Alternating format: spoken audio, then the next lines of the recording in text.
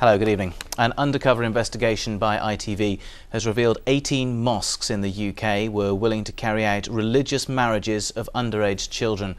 2 of the mosques are in Birmingham. Callum Watkinson reports.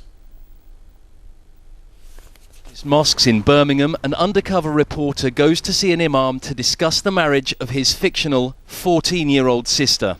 She's 14. Sharia ne torte, alhamdulillah, and she's legal to get married. There's nothing against that. We're doing it because it's okay through Islam. The imam says he can perform the marriage or nikah, but can't provide a certificate or nikah nama because of the girl's age. If you get caught, what's the thing? What's going to happen then? You know, the problem is, I've spoken to everyone. What happens, and that's how they do it. Because obviously, then you take the Islam as priority. We'll have to squeeze in an apology. The law of the land. Undercover reporters spoke to 56 mosques, 38 of whom refused to perform underage marriages, and many of them said they found the proposal abhorrent. The Muslim Council of Britain says the 18 mosques where respondents agreed aren't a representative sample. Snapshot surveys do not give a true picture of what's happening in our country. We have close to 2,000 mosques all over the country, and all of them carry out their marriage services in a very responsible way, bearing in mind that the law in this country does not allow the marriage of underage children. Government figures show that 400 children are forced into marriage in the UK each year. After being told of the undercover footage, the Central Jamia Mosque Gamkol said they had suspended the imam from his duties, subject to an investigation. The mosque said they had never been involved in performing religious marriages of underage children and that they observe UK laws. Callum Watkinson, ITV News. And you can see the full story on exposure on ITV at 10:35 this coming Wednesday. Well, next, a hospice charity says its biggest fundraising event of the year may have to be cancelled with the loss of thousands of pounds. Loros in Leicester holds its annual bonfire night at Mallory Park Racetrack, but the circuit was placed into administration last week. The administrators say they are hopeful of selling the circuit, but decisions on events already booked will be taken on a week-by-week basis. We can't get the tickets out. We've had to pull online ticket sales. We've had to stop sales in the shops because of the situation. We don't know where we stand. Right, time now for a roundup of the weekend's football.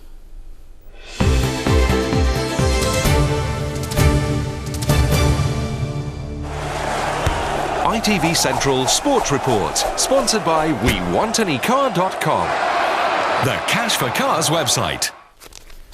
Well, starting in the Premier League and with the match in its closing stages, West Brom are currently drawing with table toppers Arsenal. Claudio Jacob scored his first ever goal for the Baggies with this header, but Jack Wilshere equalised for Arsenal in the second half to make it 1-1, and there's just a few moments left now until the final whistle. Elsewhere, Stoke City manager Mark Hughes faced his former club Fulham for the first time since resigning. Joe Lobo reports. After a decent start, Stoke have now lost their last 3 games in the league after being beaten by fellow strugglers Fulham. Former Aston Villa player Darren Bent scored a late winner in what was the only goal of the game. Aston Villa fans who made the trip to Hull won't be talking of this game in the years to come. Gabby Agbonlahor spurned the best chance of the game in a flat, goalless draw. In his first game in charge, new manager Steve McLaren oversaw Derby's 10th successive win over Leeds.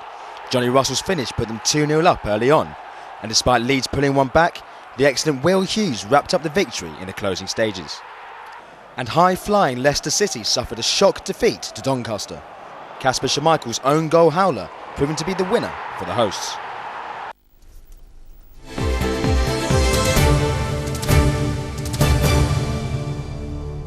And we'll have a lot more goals in our programme tomorrow night. Time now for a look at the weather forecast with Emma Jessen.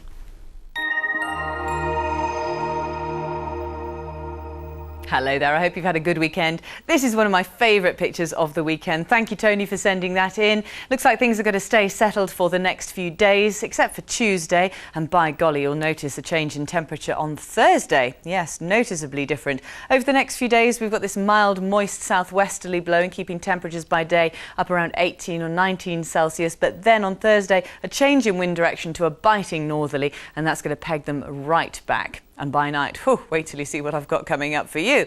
Now, tonight, not too bad at all, 10 or 11 Celsius through towns and cities. Out in the countryside, nearer 6 to 8 Celsius. Clear spells developing, light winds, some mist and fog down towards the south of the region. Tomorrow morning, well, yes, it will be quite a bright start to the day. It's actually going to play out pretty much like it did today. We are having a little bit more cloud, though, tomorrow than we had today. By the afternoon, still some good sunny spells, highs of 18 Celsius. You might squeeze a 19 out of that in any prolonged spells of sunshine.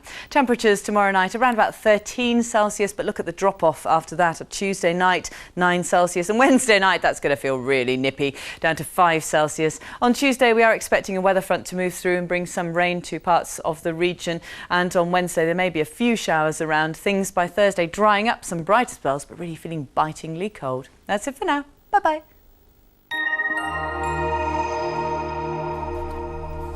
Well, that's it. We're back at 6 o'clock tomorrow morning during daybreak, and don't forget you can log on to itv.com/central to catch up with the latest news and weather. For now, though, from the team here, enjoy the rest of your weekend. Goodbye.